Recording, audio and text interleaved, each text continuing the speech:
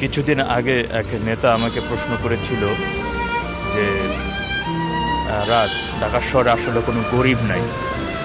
এই যে প্রতি বছর এত মানুষ কোটি কোটি টাকা জাকাত দেয়, দান করে, এই টাকাগুলা নেয় কারা?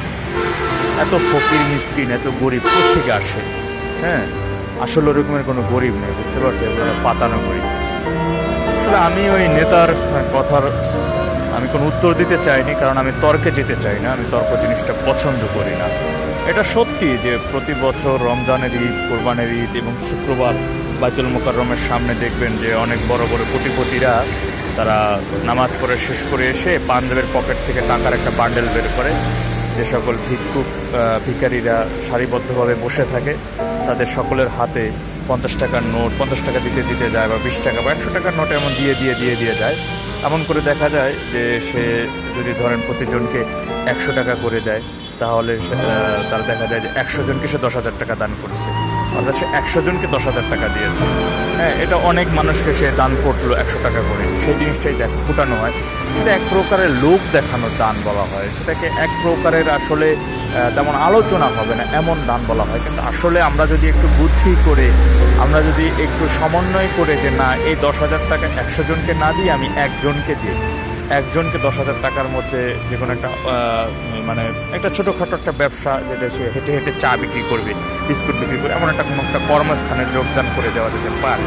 আসলে যে আমি আর ওই নেতাকে আমি শুধু উদ্দেশ্য করে বলতে চাই যে গরিব কোথায়। আপনি প্রকৃত অর্থে যদি আপনি গরিব মানুষ দেখতে চান, গরিব মানুষ যদি আপনার প্রয়োজন হয়, তাহলে এই ভিডিওটা আপনি দেখতে পারেন। এখানে 4 জন মানুষ শুয়ে আছে, শুধু এখানে 4 জন মানুষ না, আমার যদি আমি দেখাবো যে আমার কাছে ডান পাশে একজন মানুষ আছে, বাম পাশের ওই পাশে আরও একজন মানুষ আছে। কমলাপুর রেল স্টেশনের হাইকোর্ট মাজার এলাকাতে এই যে মানুষগুলো দেখতে পাচ্ছেন, তারা কিন্তু তাদের ইনকামটা এমনই যে ইনকাম দিয়ে কিন্তু তারা ঢাকা শহরে একটা বাসা ভাড়া নিয়ে যে থাকবে তেমন অবস্থা তাদের মধ্যে নাই, বা তেমন অবস্থা নাই বলে তারা দেখতে পাচ্ছেন যে কীভাবে ফুটপাতে কীভাবে শুয়ে আছে। আবার ভোরে হলে এখান থেকে উঠে তারা তাদের কর্মস্থলে চলে যাবে। তাদের পরিবার পরিজন আছে, হয়তো তারা জানে না যে তারা এতটা কষ্ট করে এখানে বসবাস করছে। আমি আসলে আমার এই ভিডিওটা আমার খুবই খারাপ লাগে এই ধরনের মানুষ দেখলে। আমি সবসময় আল্লাহর কাছে একটা জিনিস প্রার্থনা করি যে আমার যদি কখনো ক্ষমতা হয়, আমার যদি তেমন অ্যাবিলিটি থাকে, তখন আমি আসলে এক একজন মানুষকে, এমন অসহায় এক একজন মানুষকে আমার একটা ব্যবসা বা এমন একটা কর্মসংস্থান তৈরি করে দেব, যাতে যেমন তারা আর এমন ফুটপাতে থাকতে না হয়।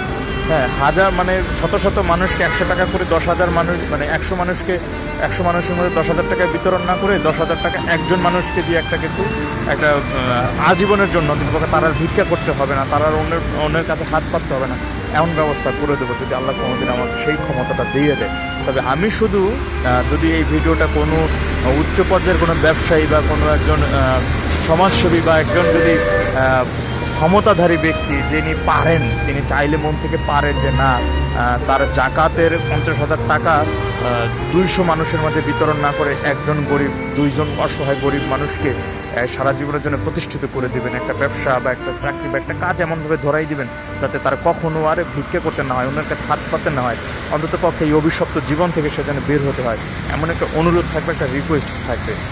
আসসালামু আলাইকুম।